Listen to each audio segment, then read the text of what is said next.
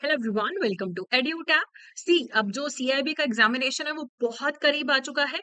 इस टाइम पे हमें फोकस करना है इंपॉर्टेंट टॉपिक्स पे और प्रीवियस ईयर क्वेश्चंस पे। तो उसके लिए आपको इसी वीडियो के डिस्क्रिप्शन में लिंक मिलेगा ई बुक्स का। उस पर आप क्लिक कीजिए, आप फाइल्स डाउनलोड कर सकते हैं जिसमें आपको सीआईबी के जो चारों कंपलसरी सब्जेक्ट्स हैं इनके इंपॉर्टेंट टॉपिक्स और प्रीवियस ईयर क्वेश्चंस मिलेंगे। तो आज का जो टॉपिक है काफी इंपॉर्टेंट टॉपिक है, मॉड्यूल डी सबसे इंपॉर्टेंट मॉड्यूल है, डिसोल्यूशन ऑफ पार्टनरशिप फर्म। तो देखो, एक कॉन्सेप्ट होता है डिसोल्यूशन ऑफ पार्टनरशिप फर्म, एक होता है डिसोल्यूशन ऑफ पार्टनरशिप। दोनों अलग अलग कॉन्सेप्ट्स हैं। जो हमारा डिसोल्यूशन ऑफ फर्म है, इसका मतलब है सारे पार्टनर्स के बीच में जो रिलेशनशिप है पार्टनरशिप फर्म में वो खत्म हो जाता है। सबका बिजनेस रिलेशनशिप खत्म हो जाता है, फर्म को ही हम बंद कर देते हैं। डिसोल्यूशन ऑफ पार्टनरशिप का मतलब होता है कि फ्यू पार्टनर्स के बीच में कोई रिलेशनशिप खत्म हो रहा है, सारे पार्टनर्स के बीच का आपस का रिलेशनशिप खत्म नहीं हुआ है। हो सकता है किसी पार्टनर की डेथ हो गई, कोई पार्टनर रिटायर हो गया, वहां पे पार्टनरशिप डिसॉल्व होती है लेकिन फर्म चलता रहता है। अगर चार में से एक पार्टनर रिटायर हो गया तो डिसोल्यूशन ऑफ पार्टनरशिप है। फर्म का डिसोल्यूशन का मतलब है कि फर्म ही हमने बंद कर दिया। तो अब ये फर्म को डिसॉल्व करने के क्या क्या तरीके हैं? सबसे पहले है डिसोल्यूशन बाय अग्रीमेंट। इसमें म्यूचुअल कंसेंट होता है सारे पार्टनर्स का कि वो अग्रीमेंट या कॉन्ट्रैक्ट के अकॉर्डिंगली डिसाइड कर लेते हैं कि अब हमें कंटिन्यू नहीं करना अपना बिजनेस। ठीक है, आपस में चार लोग हैं, राम श्याम सीता गीता, इनका एक पार्टनरशिप फॉर्म है, चारों ने मिलकर डिसाइड कर लिया कि अब हमें डिसॉल्व करना है पार्टनरशिप फॉर्म। एक होता है कंपल्सरी डिसोल्यूशन। अगर एक पार्टनर को छोड़ के बाकी सारे पार्टनर्स इंसॉल्वेंट हो गए, सबका दिवालिया निकल गया, मान लो आपका, मेरा और एक और राम नाम का पर्सन है, हमारा पार्टनरशिप फर्म है, और मेरा और राम का इंसॉल्वेंसी डिक्लेयर हो गया, सिर्फ आप बचे हो सॉल्वेंट। तो एक पर्सन सिर्फ सॉल्वेंट बचा है तो भी पार्टनरशिप फर्म को कंपल्सरीली डिसॉल्व करना ही करना पड़ेगा। अगर कोई ऐसा इवेंट हो जाता है कि जो हमारा पार्टनरशिप फर्म का बिजनेस है वही सरकार इलीगल डिक्लेयर कर दे, मान लो कि हम एक पर्टिकुलर एरिया में लिकर की शॉप हमने ओपन कर रखी है, हमारा पार्टनरशिप फर्म है, गवर्नमेंट ने वहां पे डिसअलाउ कर दिया, उस स्टेट में ही शराब बेचना इलीगल हो गया, तो हमारा जो पार्टनरशिप फर्म है हमें बंद करना पड़ेगा, हमारा वही तो बिजनेस था लिकर बेचने का। लेकिन मान लो हमारा पार्टनरशिप फर्म है, हमारा और मेरा और आपका, हमारे चार बिजनेस है अलग अलग उस पार्टनरशिप फर्म के अंडर, एक इलीगल हो गया, बाकी तीन हम करते रहेंगे, तब कोई दिक्कत नहीं है, तब फर्म चलता रहेगा। ठीक है।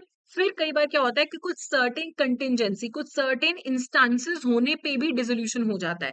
कई बार हम ना पार्टनरशिप फर्म एक फिक्स्ड पीरियड के लिए बनाते हैं कि आप और मैं 5 साल के लिए बिजनेस करेंगे, टॉय शॉप ओपन करेंगे, 5 साल खत्म हो गए, डिसॉल्व हो जाएगा। ठीक है, उसके बाद हो सकता है हमने एक वेंचर खोला, हमने डिसाइड किया कि आप और मैं मिलके एक मूवी बनाएंगे, मूवी बन गई, उसके बाद हमारा पार्टनरशिप फर्म डिसॉल्व हो गया कि एक चीज करनी थी, वेंचर करना था, हो गया, फर्म डिसॉल्व कर दो।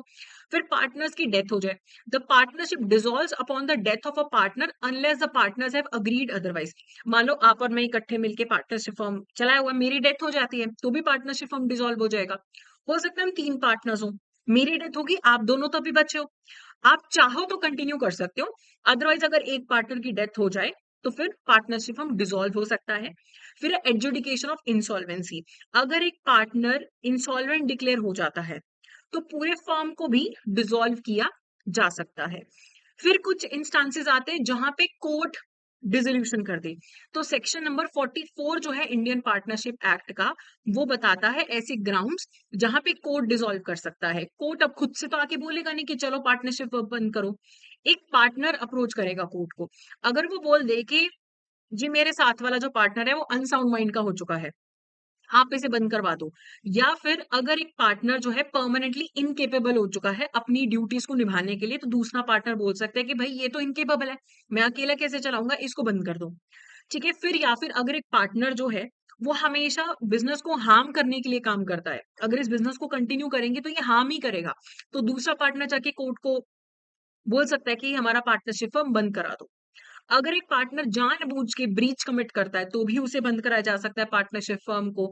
अगर एक पार्टनर अपना सारा इंटरेस्ट फर्म का किसी थर्ड पार्टी को ट्रांसफर कर दे, या अपनी डेट रिकवरी के लिए, उसने उसका डेट था कोई और वो उसे चुका नहीं पाया तो उसने अपना इंटरेस्ट किसी को ट्रांसफर कर दिया सारा का सारा, तो फिर उसके अंदर भी दूसरा पार्टनर जो है वो बोल सकता है कि तुमने ऐसे कैसे अपना हिस्सा किसी और को ट्रांसफर कर दिया, कि मैं तो डिसॉल्व करवाऊंगा।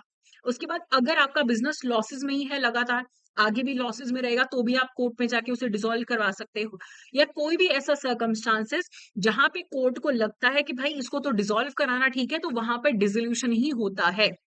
ठीक है। और हमारा जो सेक्शन 45 है पार्टनरशिप एक्ट का, वो ये बोलता है कि अगर पार्टनरशिप हम डिसॉल्व भी हो जाए, डिसॉल्व होने से पहले पहले जो आपने एक्ट्स किए थे, उसके लिए आप लायबल रहोगे। ठीक है, जब वो पार्टनरशिप फर्म का हिस्सा थे, तब जो जो किया है उसके लिए आप पार्टनरशिप फर्म डिसॉल्व होने के बाद भी लायबल रहोगे। और पार्टनरशिप फर्म के जो पार्टनर्स है, उनको पब्लिक नोटिस देना होता है, थर्ड पार्टीज को इन्फॉर्म करना होता है कि हम इस फर्म को डिसॉल्व कर रहे हैं। लेकिन अगर एक पार्टनर की डेथ हो जाए, वो इंसॉल्वेंट हो जाए, या वो रिटायर हो जाए फर्म से, फिर एक बार वो पार्टनरशिप फर्म छोड़ के चले गए, उसके बाद वो लायबल नहीं है। मैं अगर एक पार्टनरशिप फर्म से रिटायर हो गई हूँ, मेरे रिटायर होने के बाद कुछ भी होता रहे, मैं उसके लिए लायबल नहीं हूँ, बस मुझे पब्लिक नोटिस देना पड़ेगा कि मैं रिटायर हो रही हूँ। ओके, और जो पब्लिक नोटिस है वो कोई भी पार्टनर दे सकता है। अब इसके रिगार्डिंग एमसीक्यू करने से पहले I would like to inform you कि अगर आप सीएआईबी को अटेम्प्ट कर रहे हैं, आप सीरियस अटेम्प्ट को लेके आए, लेकिन आपकी तैयारी अच्छी नहीं है, तो आप हमारे मास्टर कोर्स में एनरोल कर सकते हैं, जिसमें आपको चारों कंपल्सरी सब्जेक्ट्स की रिकॉर्डेड क्लासेस मिलेंगी।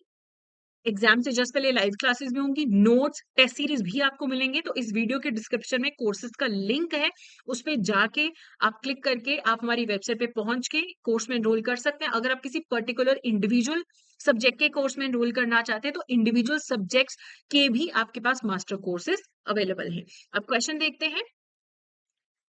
Which of the following is not a ground under the section 44 of the Indian Partnership Act for the dissolution of a firm by the court? A partner becoming of unsound mind, a partner transferring the whole of his interest to a third party, a partner committing a breach of agreement, a partner resigning voluntarily. तो देखो, अगर एक partner voluntarily firm छोड़ के जा रहा है, फिर आपको कोर्ट के पास जाने की जरूरत नहीं है डिसोल्यूशन के लिए। हाँ, unsound mind, breach of agreement, transferring interest, इसमें आप डिसॉल्व करा सकते हो कोर्ट के पास जाके। तो यहाँ पे डी जो है, यहाँ पे डी जो है, यहाँ पे करेक्ट आंसर होगा। अ पार्टनर रिजाइनिंग वॉलंटरीली, यहाँ पे डी होगा, it is not a ground. ठीक है, करेक्ट कर लीजिए, डी है। As per the section 45 of the Indian partnership act, who is liable for the acts done after the dissolution of a firm until a public notice is given? Only the partners who are still part of the firm, or any partner who was part of the firm before dissolution, only the retiring partner, only the deceased partner. तो any partner who was part of the firm before the dissolution, वो तब तक liable रहेगा जब तक public notice नहीं दे दिया जाता। ठीक है, पब्लिक नोटिस देना जरूरी है डिसोल्यूशन का, नहीं तो आप लायबल रहोगे। तो बी जो है यहाँ पे करेक्ट आंसर है। तो ये था हमारा आज का session. That's it for today, thank you so much.